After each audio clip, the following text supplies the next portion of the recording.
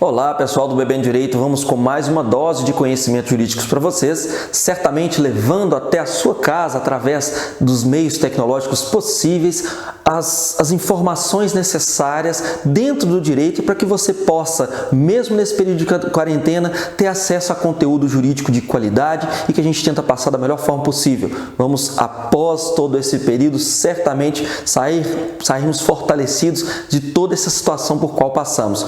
Com isso, vamos para algumas doses de direito penal. E quais são essas doses de hoje? Primeiro, falar dos crimes contra a saúde pública que estão relacionados ao coronavírus. Nós temos aqui o artigo 267, que é o crime de epidemia, em que o sujeito tem por fim repassar, propagar os germes patogênicos para vítimas indeterminadas. É um crime tão grave que, se gera morte no crime de epidemia do 267 do Código Penal, nós falamos aí de um crime hediondo. Quanto ao artigo 268, que inclusive foi objeto de um vídeo que já fizemos aqui no nosso canal, o artigo 268 vem nos dizer o seguinte: você infringe determinação do poder público que é destinada a impedir a inserção, a introdução e a propagação de germes patogênicos, de moléstia grave, de doença contagiosa, que no fim das contas tem o mesmo sentido.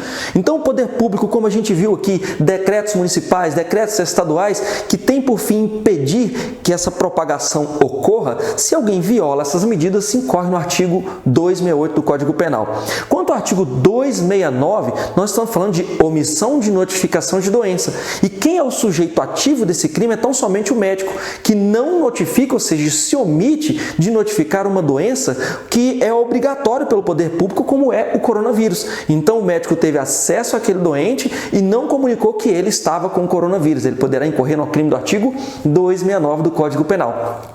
Em relação à periclitação da saúde e da vida da pessoa, ou seja, da vida e da saúde da pessoa, nós temos um crime lá no artigo 131, que é o perigo de contágio de moléstia grave. O sujeito com dolo, contaminado, por exemplo, com coronavírus, ele vai lá e espirra em cima de uma ou várias pessoas com a finalidade de que repasse aquela doença. Uma grande maldade, né? Mas esse crime tem uma previsão no artigo 131 do Código Penal e ele tão somente gera um perigo que essas pessoas fiquem contaminadas.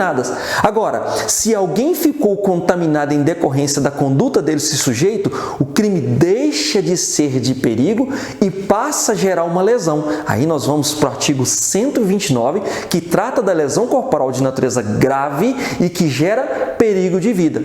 Tratando disso aqui, a gente tem que sempre pensar que nos crimes contra a saúde pública, minhas vítimas são indeterminadas. Já os crimes de periclitação da vida e da saúde, como o crime do artigo 131, que é o perigo de contágio de moléstia grave, e também o crime de lesão corporal do artigo 129, parágrafo 1º, 2, lesão corporal de natureza grave que gera perigo de vida, todos esses dentro de um contexto, nós vamos falar de vítimas determinadas. Então, crimes contra a saúde pública, vítimas indeterminadas, periclitação da vida e da saúde e lesão corporal, vítimas determinadas. Fica com isso mais uma dose do Bebendo Direito para vocês e até a próxima.